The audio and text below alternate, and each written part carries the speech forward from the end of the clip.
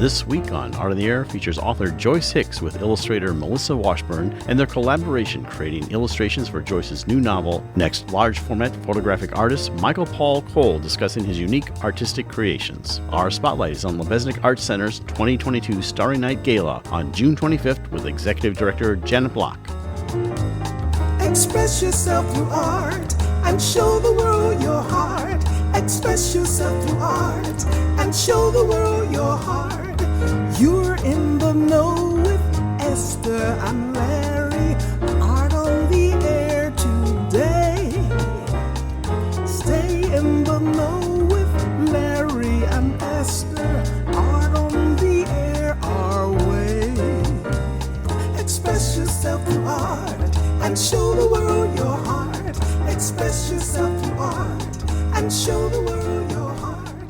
Welcome. You're listening to Art on the Air on WVLP 103.1 FM and Lakeshore Public Radio 89.1 FM, our weekly program covering arts and arts events throughout Northwest Indiana and beyond. I'm Larry Breckner of New Perspectives Photography, right alongside here with Esther Golden of The Nest in Michigan City. Aloha, everyone. We're your hosts for Art on the Air. Art on the Air is supported by an Indiana Arts Commission Arts Project grant through South Shore Arts and the National Endowment for the Arts. Art on the Air streams live at WVLP.org and is rebroadcast on Monday at 5 p.m. Plus is also heard on Lakeshore Public Radio, 89.1 FM every Sunday at 7 p.m., also streaming live at lakeshorepublicradio.org and is available on Lakeshore Public Radio's website as a podcast. Our spotlight interviews are also heard Wednesdays on Lakeshore Public Radio. Information about Art on the Air is available at our website, brech.com/AOTA. That's Brech, BRECH.com/AOTA. That includes a complete show archive, spotlight interviews, plus our show is available on multiple podcast platforms, including NPR One. Please like us on Facebook, Art on the Air, WVLP, for information about upcoming shows and interviews. And we'd like to welcome to Art in the Air Spotlight from the Lubeznik Center for the Arts. Of course, we've heard her many times before, Janet Bloch. She's going to talk about some of the things coming up, exciting things both this month and early July. Janet, welcome to Art in the Air Spotlight. Thank you, Larry. Aloha. Thanks, Esther. Hi, Esther. Hi. How are you both? You have your exciting thing, and you haven't been able to actually have it in person as much, but you got your gala coming up. So tell us all the details about that, and you have a special MC coming in. Oh, sure.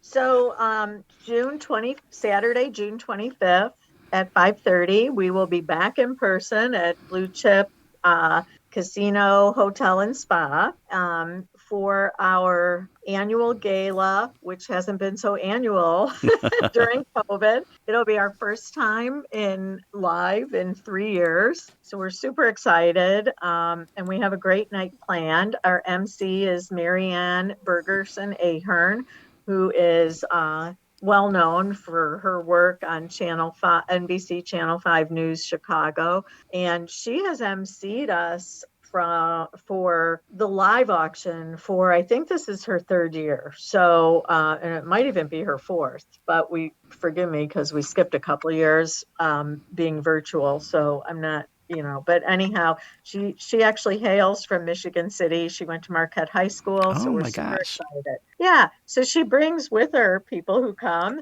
and she's really enthusiastic about the arts. We also have a really cool DJ coming this year. Kind of tried to think a lot about what we really like for entertainment, and truthfully, people love to dance. And so we have DJ Glenn Russell, who is he was really well known in the 90s at establishments such as Neo and Exit, and he has a big following of people from kind of the 80s and 90s.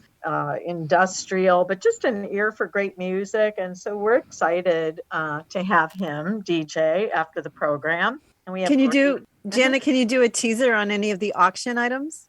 Oh my gosh, we honestly do have great auction items this year. We have, first of all, my own husband is a photographer, and he has a beautiful black and white photograph of Neil Peart from Rush. There's lots of Rush fans out there. And it's and Neil Peart passed away, I think, like 2 years ago. So, I talked him into donating that. But we also have lots of restaurant certificates, We have VIP tickets to the boat races in Michigan City. We have dance, theater. We have both theater tickets, but we also have dance to Hubbard Street Theater, Field Museum. I'm trying to think of some of it. We have it's an Art Deco fireplace fan that is really gorgeous that somebody donated from their home. So yeah, I mean, we just have like some sort of odd. So is there a virtual aspect to the auction as well, or There is that is. only?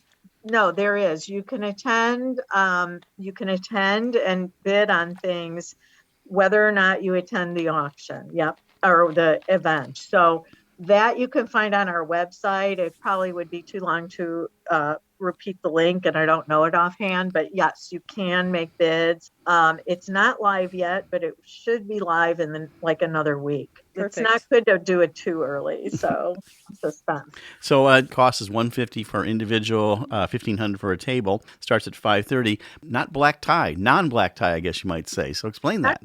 We don't do that. We haven't for a number of years. Probably been 10 years that it's been casual. Yeah, no, we do it. One of the things people love about our gala is it is casual. You can dress artsy. So we're calling it Starry Night. So use your imagination, and you might be wearing a Starry Night dress, or you might be wearing sequins and sparkles. We like people to be sort of artsy about how they dress, and it's summer and it's usually hot, and we want people to be comfortable. So you can literally wear shorts or you can wear a gown. We like the variety. And also, I just will tell you that for that $150, aside from all the fun, we do have an open bar, and we actually take we have a better quality bar, just so you know. And then we have a wonderful, elegant buffet that includes a carving, prime rib, and chicken breast, and really what Blue Chip does their best. So yeah, but most people will say it's just one of the more fun galas I will call it the most fun gala of the summer. Well, that's great. I can do that. Well, it's coming up in July. You have a great exhibit coming up, and tell us a little bit about that in this minute we have. I do. I don't know if your viewers get this streaming, but I'm going to just say this is one piece that is a representation of, this is one of 72 pieces that will be in our installation room by a really well-known artist named Ebony Patterson, who has been in all the fairs. She hails from, I believe it's Haiti, and this piece, the show is called Monique Meloche Presents. Monique Meloche is celebrating her 20th year as a Chicago gallery, and she championed in the very beginning and since artists of color. And most of her artists are now in museums across the world. So you are going to see some of those artists like Sanford Biggers, Ebony Patterson, Leo Bright, Jake Troy Lee. I mean, did Monique curate? Monique and Laura together curated. Yep, Monique and Laura together. Cherie Hovsepian I think she just won like a major award at the Venice Biennale. These are world-class artists, and and Monique has a home in Miller Beach, so we're super excited to bring them. Glad to have you back on the show again. Tell us about the gala and the exhibit coming up that's Starry Night on June 25th, and you get tickets at Lubeznik Center, and you get that online. Janet Bloch, thank you so much for coming on Art in the Air Spotlight. Thank you always, Thank you. both of you. Thank you, Janet. And a quick Spotlight Extra. The Valpo Creative Council and DIY Art Studio have partnered to give away 270 DIY summer kits to kids thanks to our gracious sponsors. You can visit their booth at Valpo Art Fest on Saturday, June 25th or Sunday, June 26th to get a chance to take one of these all-inclusive creative kits home.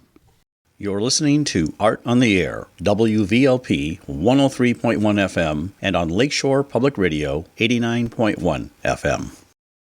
Larry and I would like to welcome Joyce Hicks and Melissa Washburn to Art on the Air. Joyce is a keen observer of people, place, and time, which informs her writing. She writes about domestic life and the intricacies of marriage, particularly at gateways to new stages. Joyce grew up in upstate New York, and a career move brought her to Indiana.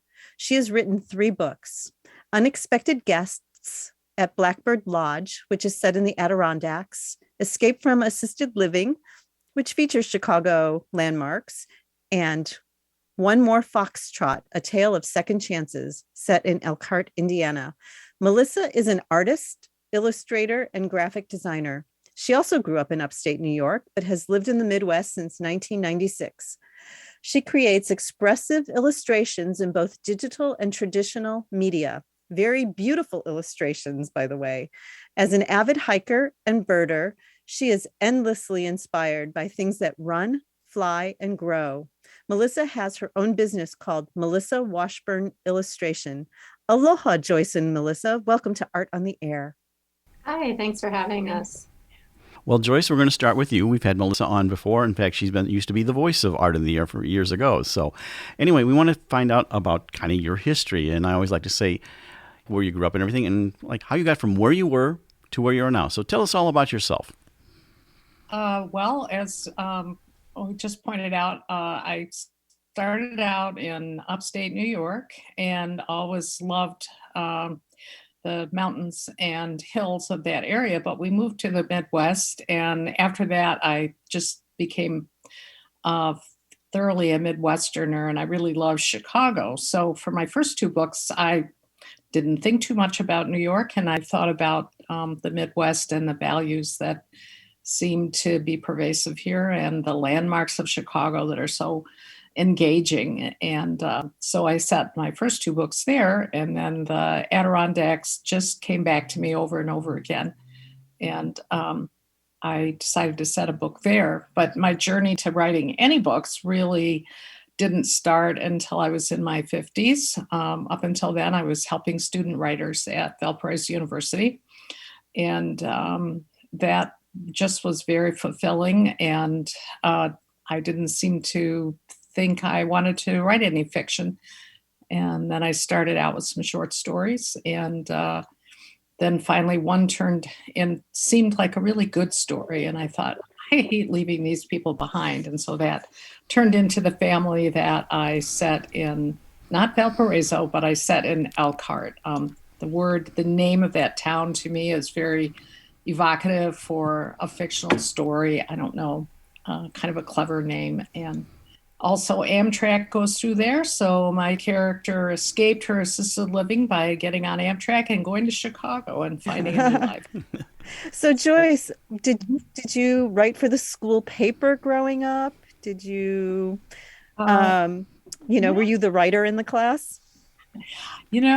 That's funny. Yes, I think I didn't write for the paper or yearbook or anything, but I think I ran across a box full of old stuff that I had saved, and there were some school papers in there. And yeah, I think people turned to me like, well, let's see what Joyce wrote with that. And even when I looked at the stuff that I wrote in 10th and 11th grade, I could see that same tone that appears in the books of kind of humor and a slightly jaded view of what's going on and observational comments. What were some of your inspirations of other writers over the time? And we kind of skipped around. That's your school, did college and things like that. But tell us a little about that and other writers that you may have gained inspiration or other inspirations. Well, I went for undergraduate. I was a student at St. Lawrence University, which is in upstate New York, almost on the St. Lawrence River. And then my husband and I came to Michigan State, and really that was our move to the Midwest for him to go to graduate school and me to go to graduate school. But I think inspiration-wise, of looking at other writers, I think it was when I discovered Elizabeth Berg, a fiction writer who primarily writes fiction of interest to women, although that would be unfair to classify it entirely that way. But her view on life and the kinds of things that she wrote about, I thought I could write about those things. Those are things I'm interested in writing about. And so, I've read all of her books. And then more recently, Stuart Onan has some books about older people, and again, his view and care and detail and ability to explore something small really is what I like to do. I gained inspiration by going through I read one of your blogs, and you quoted Janet Bloch about create something, maintain something, repair something, or let go of something, which really it's such a great guideline for just about any discipline, I think. Do you apply that? Because everybody goes through, all creative people go through, I believe, at least ebbs and flows of inspiration and, day to day. And just like reading that, it was just like, wow, there's a clear guideline for the next step. So do you follow that? Like when you hit that place where, what is the next step in my book, or where is this going? Yeah, I have trouble letting go something. I'm always thinking, okay, this has got to go somewhere. What happened to this character next? But that's true. You do have to be able to step back. Oh yeah, the culling of, are you talking about characters in your books and stuff? Is that what you're referring to? Yeah. So how did you and Melissa meet and come to collaborate on this? Because I'll just jump ahead real quick and just say, the cover, I'm just like, boy, what a good choice you made in Melissa, because I would take a look at that book solely based on walking by that cover. It is so gorgeous. You want to hear that, right? You want to take that, Melissa? Or? Sure. I got an email from Joyce back at the beginning of the year. We have a mutual friend acquaintance who's also an illustrator who happens to be Joyce's neighbor. And this mutual friend recommended me for the job. And I don't work with self-published authors a whole lot, and we can get into how that all works and why later. But when Joyce told me about the book and the subject matter and the fact that it was set in upstate New York, not far from where I grew up, I was like, well, I need to find out more. And we talked, and she had, very realistic expectations about my role in the process. And it felt good. It was like my gut said, yeah, this is one to take. So we had a couple conversations and shared a Pinterest board to kind of look at inspiration. And it was clear that she wanted my work for the cover, which was definitely a green light for working on this project. So, yeah. Can you tell us about that process of exchange there? I mean, a little bit more detail, like how you obviously had to read the book, but then, you're back and forth a little bit. I think that'd be enlightening to our audience. Well, Larry, you said obviously had to read the book. That is the key, in that if you hire an illustrator through all kinds of companies that offer to do that, they often don't read the book. They have you fill in a number of questions. And in those questions, you strive to convey the tone. And my first experience with that for the first book through CreateSpace, although they were great to work with, the illustrator sent back something that would have been on the front of your Blue Cross Blue Shield introductory brochure, because I said it was about someone, escaped from assisted living. So you think, okay, another call there and you get into difficulty because they may offer to only show you two versions. And so someone who hasn't read the book would make that assumption. So when Melissa said she was willing to read the book, that made it a go. I think that's really important, because there were things that we put into the cover design that, a casual observer walking by the book is not going to understand all the references, but there's a lot of little Easter eggs in there, things that represent the characters, the setting, events that happen in the book. And, there's no way to get that intricacy if you haven't read it. And I will say, I don't read a ton of literary fiction. I'm more of I'm usually either reading like sci-fi and speculative fiction, or I'm reading natural history. But, a few authors that that I do really love that do some literary fiction would be like Margaret Atwood and A.S. Byatt. And I've read some Richard Russo. That's my claim to fame. My hometown in upstate New York is where Richard Russo is from. And it's weird reading his books because there are just these, even the way the characters talk, it's like, oh, that's where I grew up. It just evokes the place so much.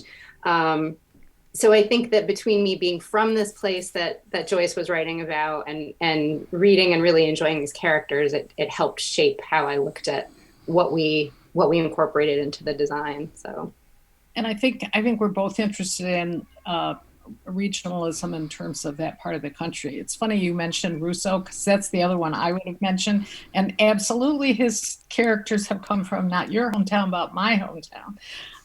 They've been so familiar. So we were both interested in that region, I think, and so it really contributed to her choices. Because, for example, you could ask an illustrator to say, well, it's called Blackbird Lodge, and we all have a vision of lodge, and the lodge of the Adirondack Mountains is very different from the ski lodge that you might encounter in. Can you describe it? Because as I was reading, I would love to hear more about the region and your experiences with it and some of the history. Do you want? Yeah, I mean, a lot of the lodges up in that part of the Adirondacks are quite old. They date from the like the 20s and 30s. Would you say, Joyce? Pre-1900. Pre-1900 even. Okay, so some of them are sort of log cabin architecture, but quite fancy because these were homes built by wealthy people. There's outbuildings. A lot of them are on or near lakes. There's a lot of sort of intricate, what would you call it? Like lattice work, but out of branches as opposed to flat kind of milled pieces. And it is really unique to that area. Yeah, the great camps were built by the railroad magnates and other industrialists. So they would send their family up there for the summer. And my personal experience was the camp built by the Huntington family at the turn of the century. And they were railroad people. They had their own railroad that went to their camp. And then,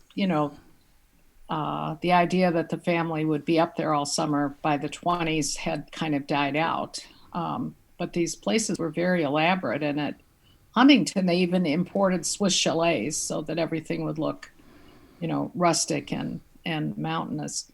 But there's a lot of history, and they have been the subject of many books. If you read speculative fiction, there's some set there. And with strange happenings and ghosts and all sorts of things. So Joyce, what is your most memorable memory from that time? Well, I suppose something that doesn't come to play in the book is we were sent up there as campers in 6th, 7th, and 8th grade from the campus school from the state of New York. Each of the teachers' colleges had campus schools. So those of us that went to the campus school, because our college trained recreation majors, they sent all the middle schoolers up there for weeks at a time. And we were allowed to do stuff that today they would never allow kids to do. There would be, threats of lawsuits, what they're going to sleep in the snow. They let them go out in canoes. They, all the things, wonderful things we did, but a lot of it was also the storytelling that went on. The old codgers that would be the camp manager and the cook who'd been there forever. They had stories of the old days and the ghosts and all of that kind of thing really, caught my imagination. And just the past there is, and it's all wonderfully preserved, of course, by the state of New York with the Adirondack Park. So you can't just go and build a little subdivision of cottages any old place in the Adirondacks. It's all protected. Yeah, the Adirondack Park is a pretty special place. I believe it's the largest state park in the continental U.S. That's true. A lot of it was owned by International Paper. So even though it was used in that way, it's been very it's been protected from development over the years, and the park has taken over more and more land. But yeah, my grandparents had a camp up on one of the lakes when I was a kid, and we would go up there and go, fishing and hiking and all of that. And Boy Scout and Girl Scout camps in the southern part of the Adirondacks too, that my brother and I spent time at as kids. And, old hunting camps, and just, the stories are just amazing. My father had a whole library of books about the Adirondacks, and it was all this, Adirondack lore and everything from birds to campfire stories to stuff like that. So it definitely hits that nostalgia button for me big time. Quite magical. So Joyce, I'm interested in your writing process. So tell us a little bit about that, like how it goes from maybe an idea or characters into, your product. Well, I think I find that usually in the first chapter or two, and in the case of the first book, it began with a short story.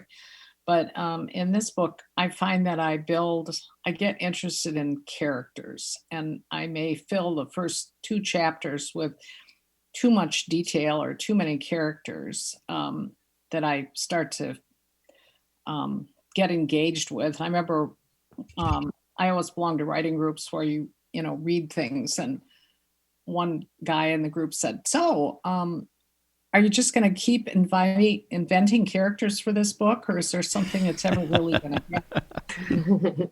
So I think that's where I start, is to come up with some characters that have little quirks that you can then rely on to develop. Like in this, one of the characters in Blackbird is a writer who was a Wonder Boy kind of novelist. His first novel came out when he was in his late 20s, and he was just hot stuff and traveled the country doing readings, and he was very charismatic. But his books that came out after that did not strike the same note. And so he has always felt that the next one is going to be that work that, establishes him. And so I just thought of not exactly people I know or knew, but the things that often go along with the artistic temperament, an egotistical view or great talent and abilities in one area, but lacking in another. And I just... That's so interesting, because then so does the name come first or does the character? So now this adds a very interesting element about the naming of these characters. Yeah.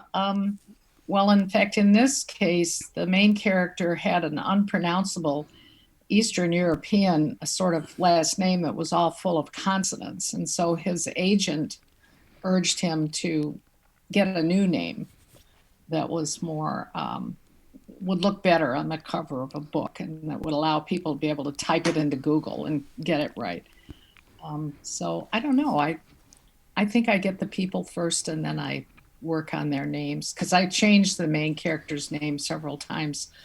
The woman's name went through a lot of iterations. Does it sometimes like how it sounds to your ear, even your character names? Yeah, and does it imply the right sorts of things? And I had thought of some names that sounded really cute, and I think her first time around name was Gina, just because, I don't know, I thought that sounded really nice, and I wanted to dress Gina and all of that. But as the book went along, I thought Gina has nothing to do with her wanting to be a writer and having, gotten an MFA and having some things published. Gina did not convey that. I needed a literary sounding name. So finally I switched to Charlotte, which comes burdened with, implications. And a real quick, and Melissa's been on the show before, but I want you to briefly share what you do, for anyone that hasn't actually heard you before, or what you do. We only have about a few minutes left here, but tell us a little bit about you and your illustration. Sure. So I'll give you the short version, which is just sort of what I'm doing now. I'm a full-time illustrator and designer, and I work with everyone from licensing companies. Like I've licensed work for calendars and greeting cards, and create my own products, fabric, stationery, things like that, and do commissions for things like magazines and book covers, obviously. And just did some posters for Indiana Audubon. So my work is all very, very based in nature. That's sort of my inspiration. That's when people need something that's about plants or birds or insects or things in that related to that space, they come to me. And I love every minute of it. I left a full-time job about 10 years ago to do illustration freelance, and it's been a great journey. And you have a line of coloring books too about nature. The books I've published with Quarry Books they're not actually coloring books, they're drawing instruction books. Okay. But yeah, there's one on plants, one on animals, and one on birds and insects. They're available at Barnes & Noble, Amazon, bookshop.org, all those kinds of places. Well, while we still have you, why don't you tell us your contact information, and then we'll do the same with Joyce. Okay, you can find me online at melissawashburn.com, and everything you would need to know is there. Okay. And Joyce, we have just a little over a minute left, and I know you don't have any social media, but tell us about how people can find your books, find out more about you, and everything. Well, my granddaughter that visited is commissioned to help me get on, do something with Instagram. But my website is joycebhicks.com. And there's email contacts from there. And pretty soon, all three books will be, the first two are available on Amazon. And this third book will be available on Amazon as well as Ingram. And in independent bookstores. Very good. Well, we appreciate you both coming on Art in the Air. I'm Melissa Washburn, illustrator for Joyce Hicks' new book, available on Amazon. You can find out both information. We'll also have links on our webpage, and when we do our Facebook connection, you can connect with them there. We appreciate you coming on Art on the Air. Thank you so much. Yeah, thank you so much. Thank you. Thank you both. You're listening to Art on the Air, WVLP 103.1 FM, and on Lakeshore Public Radio 89.1 FM. We would like to welcome Michael Paul Cole to Art on the Air. Michael's photography touches on the senses. I first experienced his work more than a dozen years ago, and the images are still vivid. The dusky, faded colors, curling paper, rusty nails, the architectural salvage for the frames, the sense of time past, all achieved in the darkroom and studio table. Larry and I would like to thank you, Michael, for joining us on Art on the Air. Aloha, Michael. Welcome. Thank you. I'm glad I'm able to talk to you guys. Well, we're so happy to have you on board here. Well, what people in our audience want to know is a little bit about you, your whole origin story and everything. Like I always like to say, how you got from where you were to where you are now. So tell us about how you got here. Well, I was born and raised and grew up in the Seattle area. I'm Northwest, in a small town called Sumner, just outside of Tacoma, and it was kind of a place where the town's industries was growing berries and flowers. And I lived out there, and I was just kind of always interested in the nature and being outdoors, and I at a very young age took up a camera. I think of my first photographs were in 1969. So I think I was probably around 10 years old at that time. What camera did you use at that time? It was a little Brownie. I think my grandmother gave it to me. I went out to Michigan to visit her.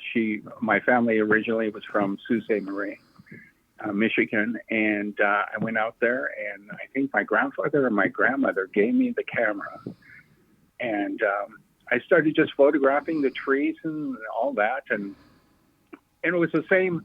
It was right at the same time the landing of the moon was happening, so I was fascinated with the moon. I was trying to photograph the moon, but this little Brownie couldn't do it, and remember just trying every which way to get a nice photograph of the moon, but and no prevail. But it actually interested in photography.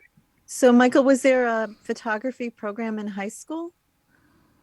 Not really. There was, I had a teacher in a mass media class called in Sumner. His name was Walter Barbie, and he was just this great guy who saw that I was interested in photography, and he just handed me the keys to the darkroom and gave me a few lessons and says, go for it. And so I had use of the darkroom in the high school for the entire time I was there. And I really wasn't in a class, but I was able to just do my photographs. So were they nature or architectural? Mostly nature at the time. I was really interested in doing just black and white, and I would hike and travel and take photographs. And where I lived, there was always a lot of there's a lot of places to go out in nature. Also, it was kind of a blue collar area, and right at the bottom of the hill was a slaughterhouse. And for some reason, I got really interested in photographing not them producing the animals, but just the I guess the patina of the entire building and everything. It was a little mom and pop place. And so I spent a lot of time just wandering out around the old barn and photographing and collecting things and stuff like that. It was kind of a part of it too. But most of the time I was just out in the woods making photographs. So were you tinting? Was that part of your high school experience as well, tinting the photographs? Oh, no, that happened later on. That went on for quite a few years. And then there was a point where I thought, I need to go get a real job. So I started higher education, and it was in engineering. And I thought I was going to become a chemical engineer. And but it was during like the Reagan administration. There was no work. Things were really slow.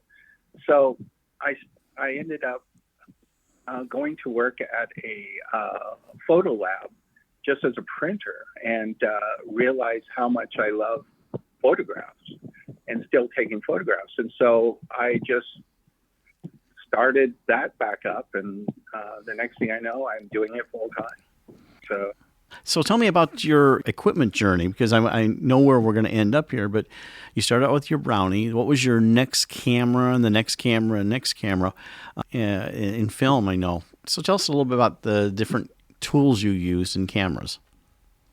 Well, I had the Brownie, and then I started getting really interested right in college. So I went out and bought myself an old Spotmatic Pentax. I remember having that for a short time. And I was making these photographs, and this friend of mine, who is an older gentleman who I kept on showing the photographs to, and he says, I think you need this. And he hands me this Bronica SQA. It was this really old medium format camera, and it was massive, and it used Nikkor lenses, and it was like a professional camera, but it was like loud, and a lot of parts are moving, and it was this kind of the only way to describe it, it was kind of steampunk. It was like, and I used that for a few years, and I really loved it. But then somebody showed me a 4x5, and I got into that, and the next thing I know, I'm using that. And so most of the time in my photographing career, I've been using medium format and the large format. And occasionally I would use 35, but that was if I was traveling abroad. And sometimes I would take the Hasselblad, and then later on I got Hasselblads and started using those. But when I'm home, I was using 4x5. Have you ever ventured into digital, or as you've stayed with film and basically large format film from this point on? Yeah, the funny thing is so many times I've tried, and even friends have given me really good cameras to use. Like I have this great Canon digital camera here, but I have never used it. I just have no interest in picking it up and photographing with it. It's just something about it. It's just not me. I mean, I'm not knocking digital photographs. They're amazing, but it's just, I just can't seem to get into the whole idea of using it. So they just sit around here and collect dust, pretty much.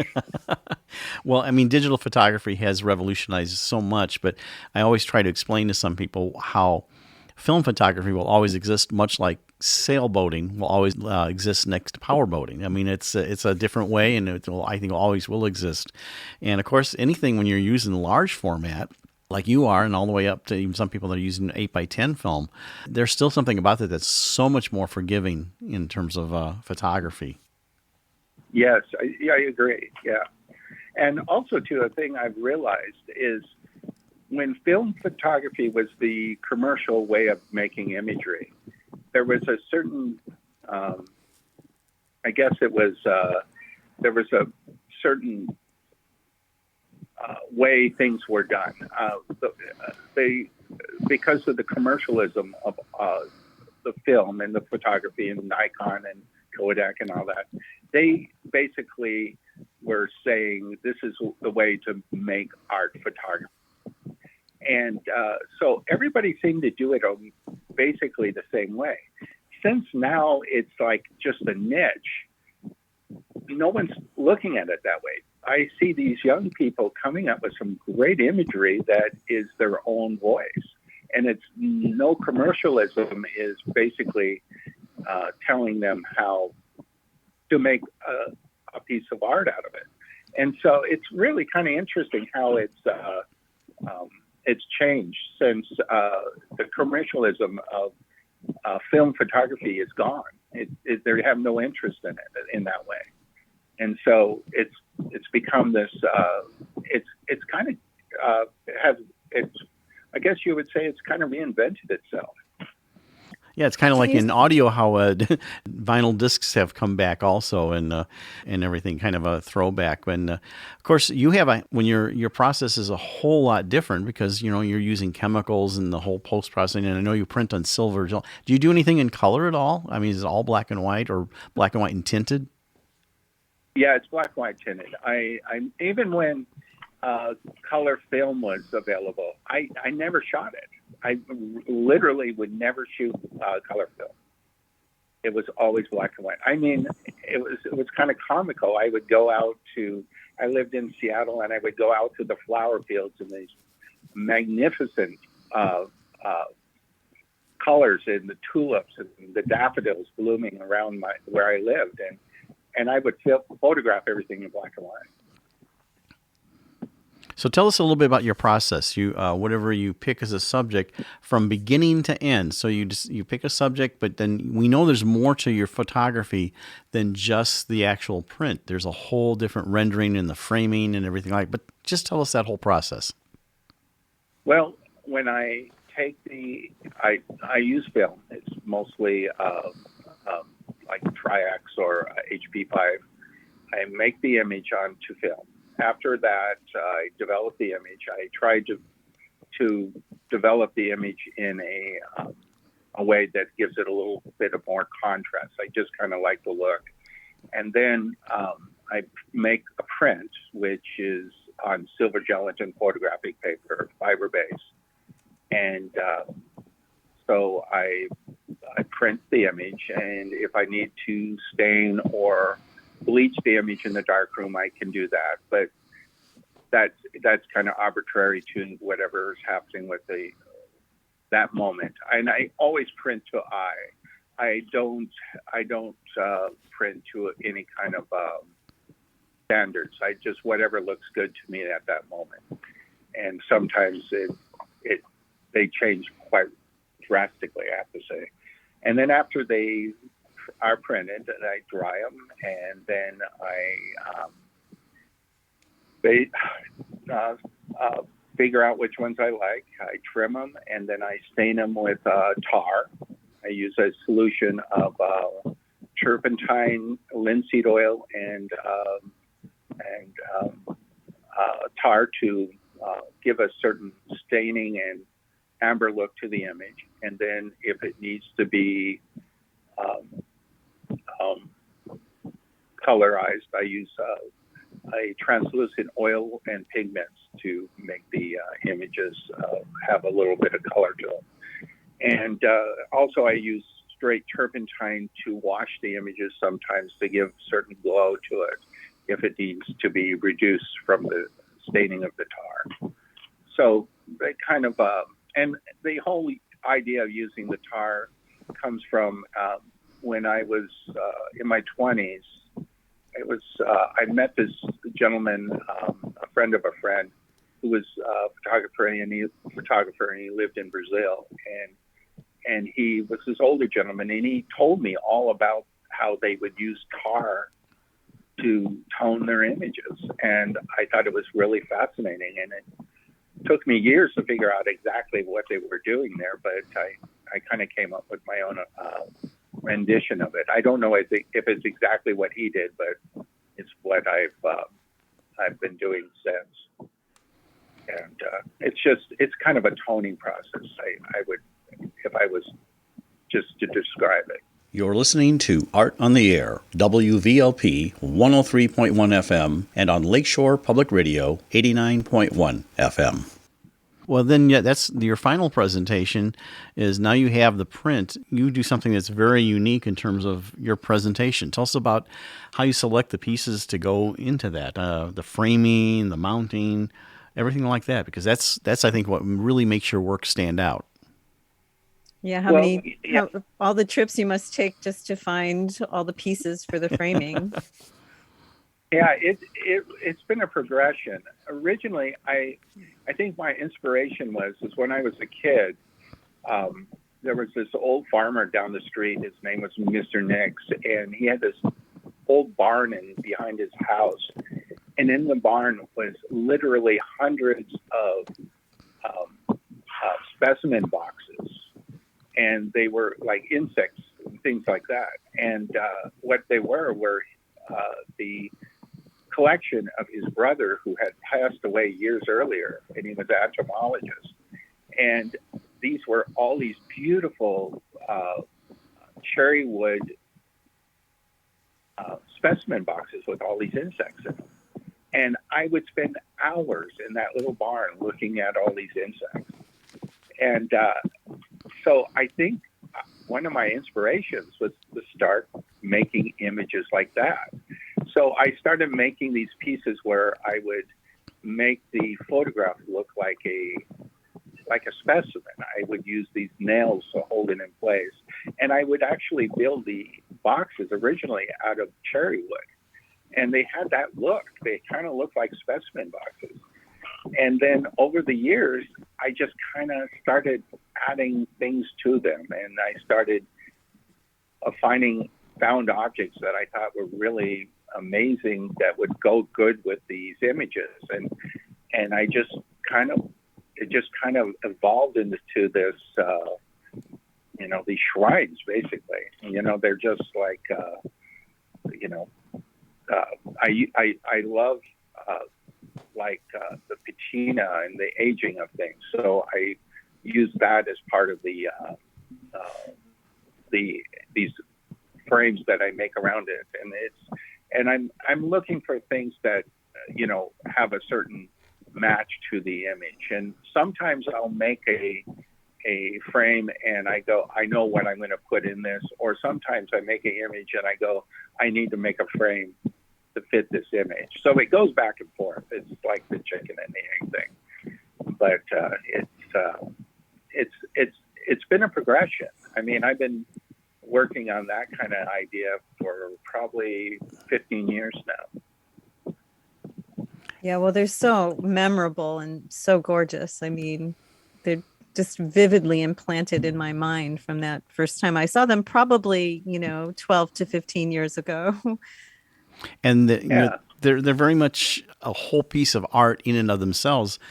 besides the photograph. The photograph is a part of the whole total presentation. I'm looking at some of the things right now on your website, and I think one at Magic City Art Connection, and there's just such a construction to the whole piece. And like I said, you have some things where it looks like a butterfly specimen box, and even though it's a photograph, it's really interesting. Something we've been asking all of our guests is how COVID impacted you, the whole pandemic. Did it become a creative period for you? Was it a shutdown? So tell us about how that impacted you. Well, it obviously impacted me just as much as, everybody out there. But, I was out doing art festivals in Florida, and I started hearing, the rumors that things were getting worse and worse. And I decided to come home. And literally the day I got to my house from Florida up in Hannibal, everything just got shut down. And I literally was like going, okay, when am I going to do till this is over with?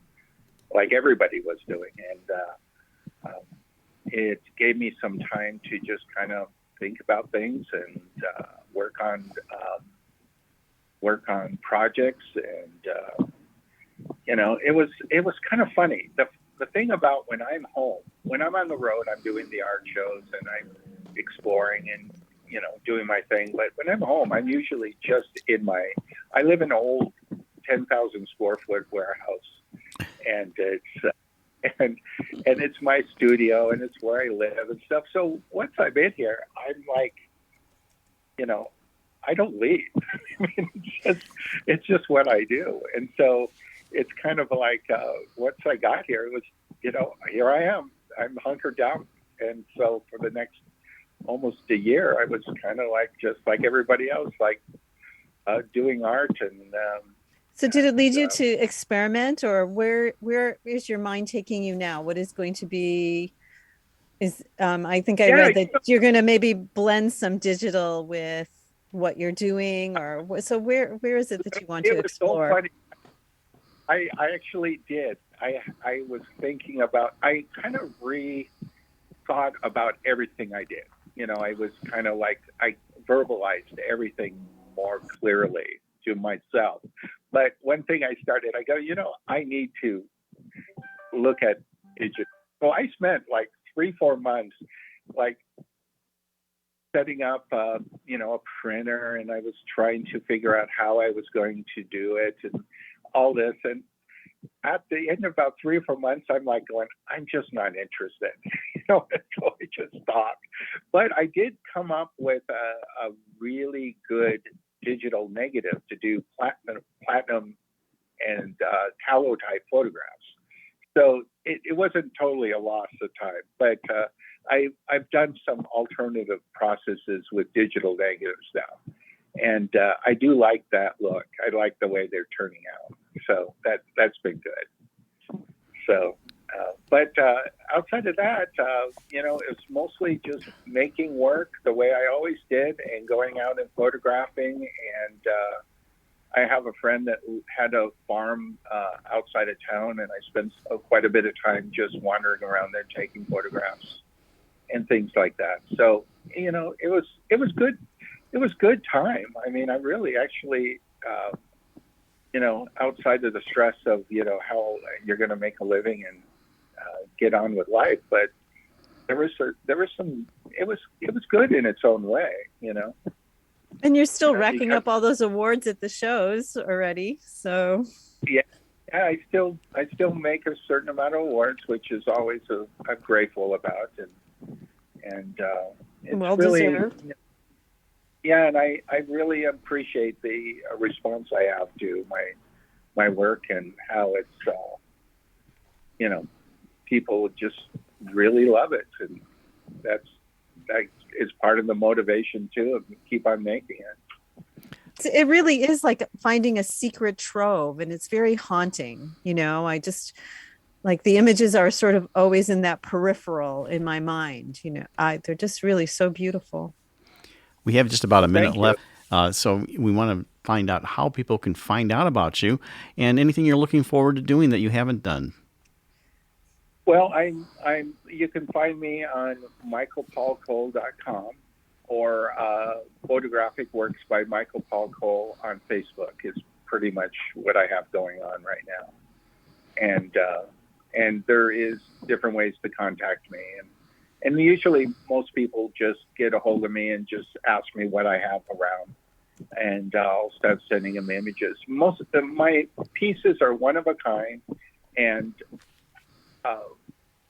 they go live other places pretty quickly. So it's mostly just what I got going on right then, and I show people. And if you're in Hannibal, come by the old warehouse. People do that too.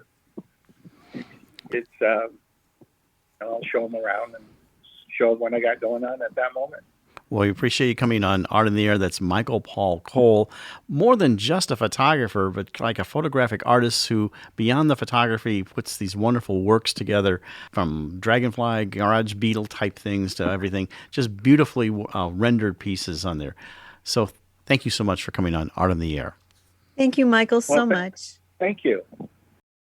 You've been listening to Art in the Air, and we'd like to thank our guests this week on WVLP 103.1 FM and Lakeshore Public Radio 89.1 FM, our weekly program covering arts and arts events throughout Northwest Indiana and beyond. Art in the Air is heard every Friday at 11 a.m. and rebroadcast Monday at 5 p.m. on WVLP. Art in the Air streams live at WVLP.org and is rebroadcast on Monday at 5 p.m.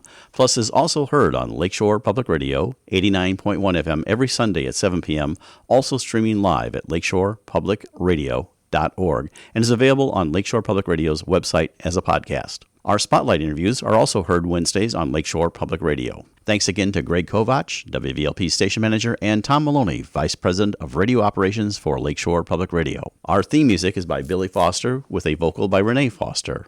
Art in the Air is supported by an Indiana Arts Commission Arts Project Grant and the National Endowment for the Arts. Underwriters for Art in the Air, Walt Breidinger of Paragon Investments and Marilyn Van, Arts Patron. Art in the Air is always looking for financial support. We'd like to thank our current supporters. If you're looking to support Art in the Air, Esther and I especially would invite you to become an underwriter of this program in particular. We have information on our website at breck.com/AOTA. You can find out support information there. So don't just be an Art on the Air listener. Become a supporter or underwriter in whatever amount you're able to do so we continue to bring you this great content and this great local programming. And like I say every week, don't give till it hurts. Give till it feels good. And you'll feel so good about supporting Art on the Air.